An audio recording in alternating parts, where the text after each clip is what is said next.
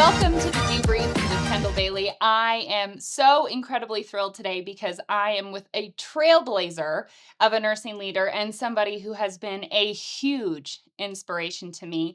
This is Dr. Rachel Wyatt, currently the Chief Operating Officer at Kaiser Permanente, and she is known for being a powerhouse in nursing leadership and leading with her authenticity and her human-centered approach. Again, just an amazing person here today. Dr. Wyatt, thank you so much for joining us on the podcast. Thanks for having me, Kendall. It's an honor. And like most things, Dr. Wyatt is champion taking over the world, and she's actually been joining us today from the Golden Center, I'm sure celebrating amazing things that have been done at KP, at Kaiser Permanente.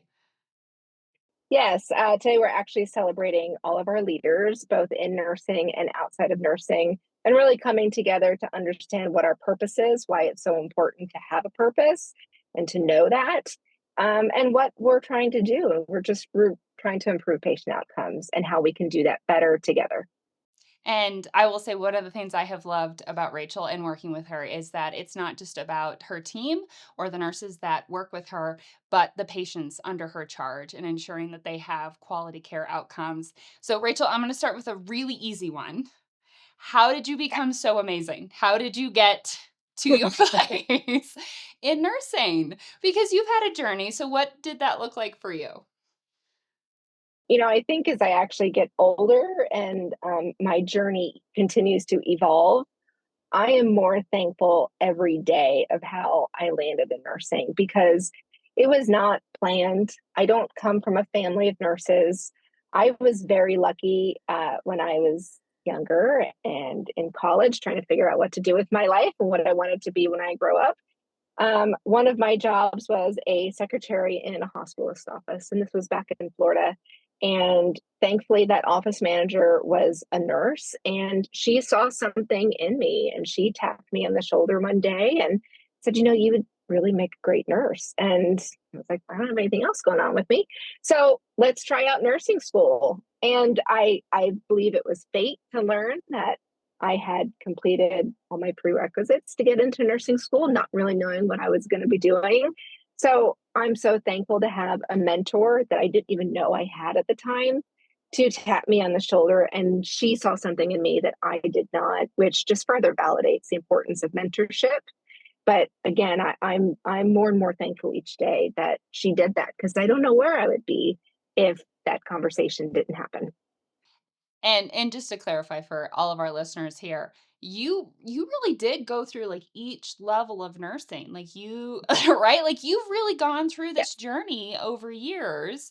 Like what prompted you to keep doing that? Like going back to school is not easy. So what was really the passion that you kept wanting to grow professionally? I think it's always wanting, I've always had a passion to want to know, to do more. Getting to be a nurse it's a privilege. And I started out as a med surg nurse, and my passion was to become a critical care nurse. And so I did that. Once I was in critical care nursing, that's what led me to my first, formal leadership position. And I really got to see from other leaders what I wanted to be and sometimes what I didn't want to be. And with every new experience, with each year that goes by, the more people you meet, the more conversations you have, the wiser you become. I've just learned along the way that further education and advancing my career and both in formal titles as well as having a larger and larger impact with each of those positions has really continued to fulfill my cup and my purpose and has allowed me to continue to impact patients, but now at greater and greater ways than it was before. So I find high value in my role and what I get to do still as a nurse, regardless of what my title is. I go back to my days at bedside, and that has shaped who I am today. And even now, so you are leading a team of over 1,500 greater amounts of healthcare professionals. How do you make that impact on a team of that size and of varying levels of education and healthcare specialists? How do you bring that group together? think a couple ways. One, role modeling is very important. I'm never going to ask somebody to do something that I'm not going to do myself. And if I want, you know, others to get advanced degrees or certifications, I'm going to present myself with an advanced degree and a certification because it just goes back down to role modeling and what I believe how important that is. I think when you're bringing large groups of people together, what can you find as a commonality? Because again, at the end of the day, we're all people, we're all humans. What is our goal together? We're all inherently here for the same reason. We're here to make it a better place. We're here to provide exceptional care to our patients and improve their outcomes. How do we do that together? How do you learn how somebody walk in their shoes for a day, find that commonality, and you build those bridges. I think it probably sounds a little bit simpler than it is because it can be rather challenging. I think recognizing people and meeting them where they're at, whether they're licensed or not, regardless of what level of education that they have, valuing everyone's input. So I think when you instill some of those core foundations, you can bring large groups of people together to tackle anything. Well, I love that you talk about like walking a mile in somebody's shoes. Because honestly, there's a lot of leaders who might say, like, it's hard for me to put myself maybe back in that place of being a bedside nurse. It's hard to think back, right? I know I sometimes get very tunnel visioned in what as you know, for those of you who listen, Rachel has been very much along with me in my own personal journey of leadership and growth. But it's really easy to get tunnel visioned into like, this is my area and my scope, and maybe even forget where you previously stood or have not stood. How have you like walked in those shoes? Like how have you created that empathetic and understanding relationship to bring that team together with how busy your schedule is? You have to find ways and make time to stay connected. How you stay connected is going to be different. You know, what role you're in, what environment you work in. Ways that I stay connected is rounding. Very simply, I talk to the nurses every day. I talk to the staff every day caring for our patients, whether you're transporting the patient to a diagnostic exam or if you're in taking the patient's vital signs or doing education. It's an opportunity to see how your people, your staff, are able to deliver the care that you want them to be able to deliver. Again, we're all here to improve patient outcomes. And so if I can see what's happening first person and see what barriers they may need to jump through, what hoops they have to jump through in order to deliver the care that I want them to deliver, then I know what I need to do. And if I stay connected, you create an environment where people feel safe to speak up and talk to you, know people by their first names. I try to know something about them more than just their title or what's on the name badge. And I think connecting to people, the relationships that you have, and that's what helps you stay grounded, um, and helps to reinforce my purpose, which is people, and helps to reinforce that every day. And that reminds me of what I'm here to do, why I'm working so hard to do whatever I need to do, because it is to make it a better place for our patients and their outcomes, but a better environment for our healthcare providers of all disciplines to be able to deliver exceptional patient care every time. Well, I love that you always read my brain before I get there. But for those of you who aren't listening to, so Rachel worked at a Kaiser Permanente facility that just went through their magnet journey. And for those of you who don't know what magnet designation is, it really is a definition of a hospital system that has incredible nursing quality outcomes, has low nursing turnover. It really is a designation for nurses and the excellence in care that they can provide. And you went through the magnet journey during COVID, which for many facilities, that was a little bit of a downturn in their quality outcomes. Like, how did you get a team to push forward to still provide these incredible patient outcomes during one of, the most difficult times in healthcare for many of my peers, my own professional career, and what we've had to go through? I look back and COVID was probably the best time. when you look at, the magnet framework and valuing nurses' input and nurses having a role in making decisions that impact their practice, COVID was the best time to try it out. So yeah, we revamped our governance structure and kicked off in March of 2020, and it was a lot of work, but it's bringing everybody together for what, for why. Who doesn't want to work somewhere where your input is valued? Who doesn't want to be at that proverbial table making decisions when they're being made about you, without you? Who doesn't want to be at that table to make that decision about yourself? Who wants to work in an organization that wants to retain their employees, that recognizes their employees for the incredible work that they do every day? I want to work there. So I think when you can share the why and get everybody excited, it, you strive for the majority of everybody, but it's very easy to hop on that wagon. That's what people want in their workplace. I think whether you're in healthcare or not, you want to be in a workplace where you feel valued at the end of the day. So I think COVID was probably the best time looking back. It was a conversation starter for sure. And it was what we needed. It was what the staff needed. It was what our nurses needed as they were going through incredible challenges at home, at work, making more sacrifices than they've ever had to make before in their jobs.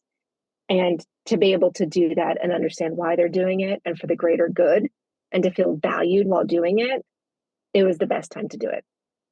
So I will say that probably might be like the new slogan of this podcast is like COVID was like actually a good thing for this, right? Because it is Yes. so much of looking back and saying it was really hard and these were the challenges we had. And I can't even imagine taking that and shifting a team to find a way to use that as empowerment, like to really push forward.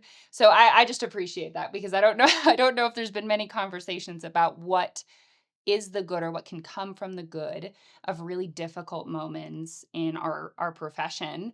And so I really appreciate that. And I guess I'm curious too, like, have you always been a leader? Like throughout your life, have you found yourself as an informal leader and then you've transitioned into formal leadership? Or has it really been those mentors in your life that have kind of guided you to that pathway of leadership? I laugh a little bit because I think back to when I was 16 years old and my first job was selling shoes, selling sneakers. And I learned about those sneakers. I learned about, pronation, over pronation. I learned about the different layers of the shoe and what was going to benefit whether you're hiking, running, walking. And by the time I was 17, I was offered a job as a manager in the store. So I look back and I laugh because I do think it's been just a natural part of me that I end up in formal leadership jobs because I think it's really important to find passion and purpose in all that you do, regardless of what it is that you do, in day to day life, in your job, and it just makes everything better. If you're going to work long hours and you're going to work hard, have fun doing it.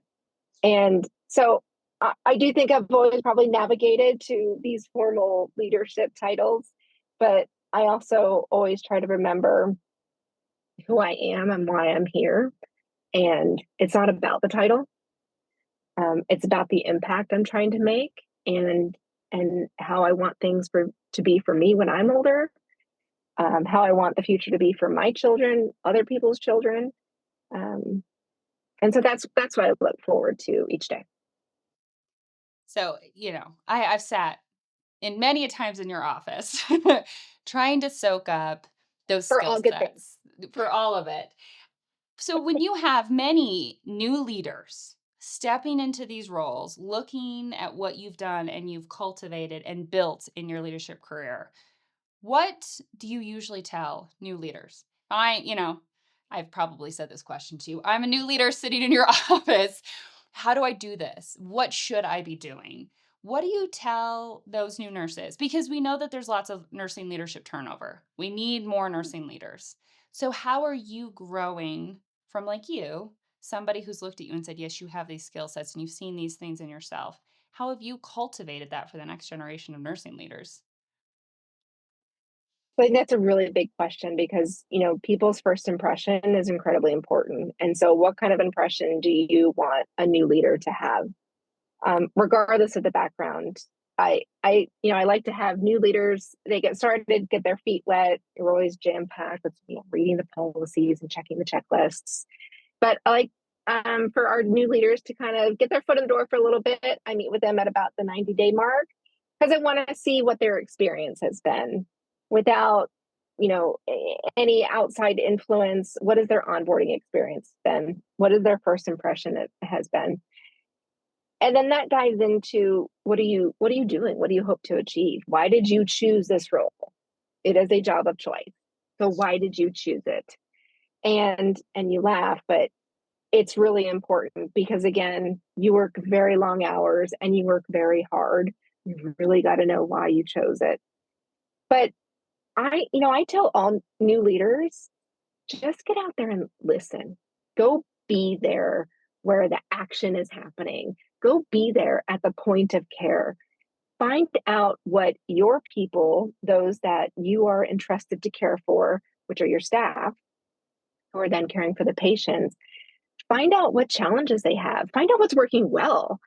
Find out the workarounds that they're doing that nobody really knows because they've been doing these workarounds forever. Nurses are the best MacGyvers of all time, but Fantastic. find ways, make it safer.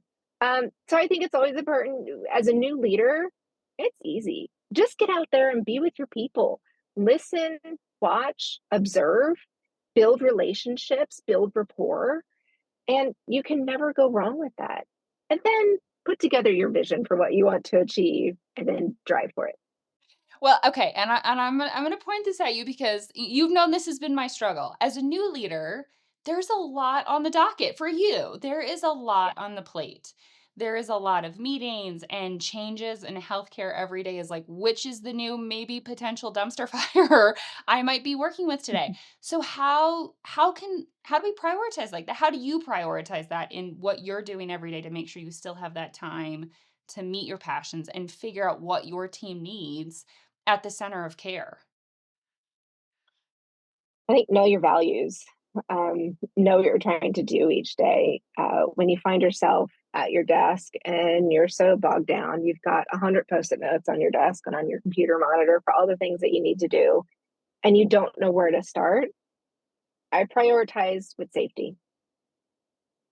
If I have 100 things to do, I I risk stratify all these items and what do I need to do to make sure that my people are safe, my patients are safe. That's number one. I don't care what title I have, what job I have. That is what I do every single day. It's like you put out the fire first or put on your own oxygen mask first, right? It's making sure that everybody's safe.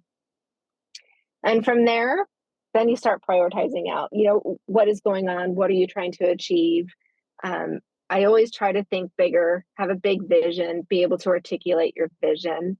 And your goal is always to build relationships, cultivate environments where people are safe, whether it's speaking up or in their behavior. So, what can I do today that's going to make it better than yesterday?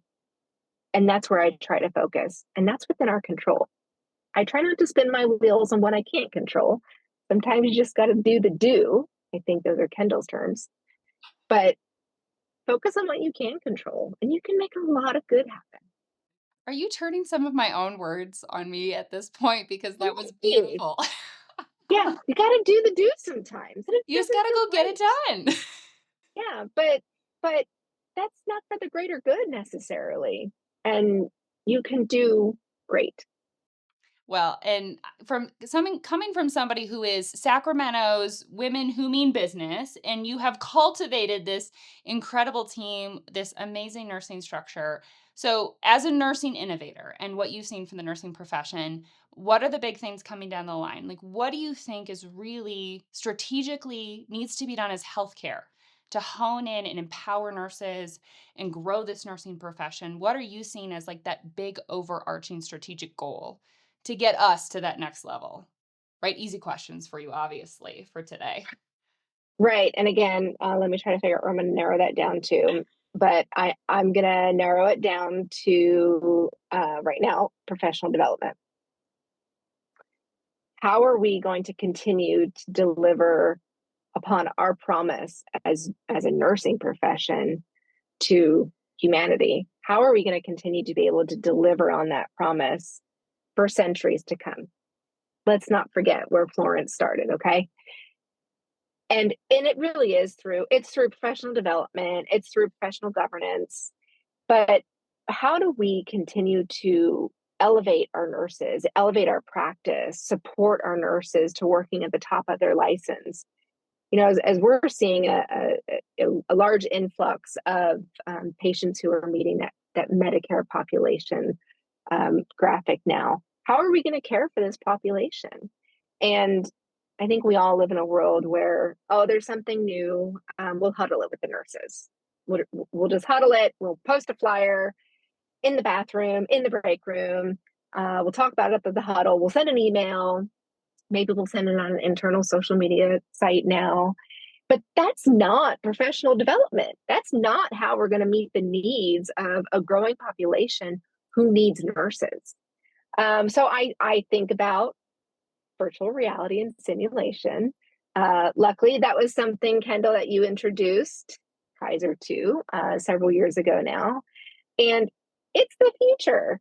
I remember thinking it's going to be nauseating. It's not going to be real. I've got a headset on. And I remember the first time you put me in a headset and I got to do a trauma resuscitation with one of our trauma surgeons. And it was quite possibly the coolest thing I've done. I don't really play a lot of video games. Maybe I'm past that generation, but it was a video game. But I learned so much, and it was so dynamic and immersive would be a word I know that you would use. It was so real. So to think that we can apply that, I mean, if you think about how we've taught nurses to do neuro assessments on patients, hold their hands up, strain, it's totally different. And you don't get that same experience with every patient. You don't get that same experience if you give them a test on paper or have them do a module within the learning management system. But to be able to sink yourself into a simulation where, again, no harm is going to come to the patient, but it is as real as it gets, I just think the sky's the limit. I had fun doing a trauma resuscitation, but looking at how do I learn proper de-escalation technique? We look at workplace violence. This is, growing, year after year across our nation, impacting all healthcare providers. How do we help teach nurses who are not putting themselves first? They are there putting themselves to the side to care for somebody else. But in a situation where they need to de-escalate quickly, how are they going to put themselves first for safety? And this is a safe environment where you can really learn to do that. So how do we grow virtual reality in our simulation? We've seen the studies that shows that it works, it's effective. But we've got to bring everybody along. And again, I think sky's the limit. Well, and for anybody who's listening, I promise I didn't put Rachel up to any of that. But I will say one of our other podcast guests talked about that, like to really discuss what professional development is and to get your team on board. They have to experience it and own Yeah. and be a part of that experience. Now, so you obviously have a very big peer group of other nursing leaders who maybe don't have that same perspective on professional development. And sometimes, I will even say from my educational peers, that seems to be the first thing that's like, we're kind of to the wayside, right? We always feel like maybe the forgotten child of healthcare. So, what do you see too from your peers as the conversation, or how does somebody within professional development help translate that to their leader so they can push forward with more professional development with their staff members and get to more immersive or engaging or just fun learning to get better outcomes? How do we speak to all of your amazing nursing leaders? I think my first recommendation is getting a headset. You know, I if I can do it, I can believe in it. And you put me in a headset. I think I was probably a little trepidatious at first, but I think once you can see it and feel it and understand how impactful it can be, because one of my early concerns was this. So you put a couple of people in a headset, you run a 5, 6 person debrief. This is not going to generate a large impact. I have to think as a chief nurse executive or as any chief leader, you have to think large scale. How are you going to get hundreds, maybe thousands of people through a scenario for professional development? But that I don't think that's where you can start. I think you got to start in a headset, put it on, learn about it, understand the impact it can make, and you can grow from there. Figure out how you can replicate these small little groups. But understand that those small little groups are actually what the nurses are retaining. That's the information that they're going to take, and they're going to remember when they're in that situation in real life where they need to de-escalate a patient, a visitor. They're going to be able to pull from that simulation because it was so real. So if you're going to spin your wheels and waste the money on assigning modules to everybody, but it's not effective, is it really worth it? Well, and I like how you bring about like it that still costs money, right? It seems like that's a free thing to be like, okay, I can assign this mass module, which for all of my educator friends out there listening, we know that doesn't work for adults in their learning style, but that still costs money, that training costs money. So how do we figure out quality over quantity? And that can be a hard conversation, but it still has a cost associated to it, even if it's not in like a small group environment. That there's costs on both sides, so figure out what's going to give you the greatest impact. Well, and I will say too, so when Rachel got in the headset too, I think maybe I'm going to call this out because it's the most beautiful thing in the world. I think you maybe then went on the Best Buy website. I name dropped there, so I'm sorry if I wasn't allowed to do that. And you may have just ordered 2 Oculus to put in your home setting, right? Like you got 2 headsets that you may have wanted to then bring home to have in your personal life after that. Was that, I think that was something that Yes. Yeah, it turns out VR is really great in the healthcare environment. It's also really great at home with your kids and just having fun. So yes, you inspired a new fun way for me and my family to have fun together and play games in a very different way. But yeah, I think going back to how do you believe in it? Just do it. Just right? I'm sorry, we're also taking many slogans from other companies. We're just gonna do it at this point. Just do it for healthcare. So, honestly, just incredible leadership. So now that you've gotten to this place in your healthcare career, you are now leading a large healthcare organization. You have regional impact across other healthcare institutions. What are the next steps? Like how do you continue to grow? Right? That's the other. I just keep giving you all the really hard questions for today. Where are you gonna go from here? What's the next step to take over the world? I don't know.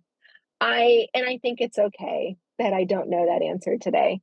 I think I've gotten to a place in my career where what's really important to me it is that quality over quantity stuff. It's the people that are so important, and I don't want to lose that. So I think regardless of whatever role I'm doing, if I'm still making an impact the way I want to make an impact on the groups that I want to impact, albeit greater and greater and greater, um, then I'm going to go where it takes me. My passion, no matter my title, is always going to be for people and for nursing. I am honored and privileged, and again, so thankful that I get to call myself a nurse. And I will advocate for the profession and practice of nursing for the rest of my life. Wow. Well, for those of you who hopefully today, because always talking to you, Rachel, is one of those things that kind of just centers me back in what I love to do in my profession. And the fact that you remember me putting you through a very fun experience of immersive virtual reality, like, is my little bucket filler for today. But I think one of the best things, too, that you brought up, and I want to make sure everybody here listens to it, is finding somebody, too, who can support you and guide you and help develop you to, if there is a next level, or continuing to stay where you find your passions and your values, and that those are very important things too, and what you've always done for me, Rachel. So I always think mentorship is one of the biggest professions there, and hopefully we can continue to grow our own nursing community. But I do want to thank you very much for your time today. It is always an absolute pleasure meeting with such a dynamic and amazing nursing leader. And congratulations on everything you've achieved in your career. I know everybody who works with you has always been really appreciative of your authenticity and what you provide for the nursing profession. So maybe we can push Rachel Thanks, towards Kendall. more national implementation of her nursing leadership standards, because she is awesome to work with and work for. So I just want to thank you for today. For those of you who are listening out there, please follow us. You can see us streaming on any of your podcast service lines or service sites. Also, I will say, please like, comment, love, share. We want to hear from you. I know Rachel would love to hear from you too, Yeah. especially as we can get her into more of these exposures to share her wealth of information. But thank you again for joining us today. Thanks for having me, Kendall. Appreciate it.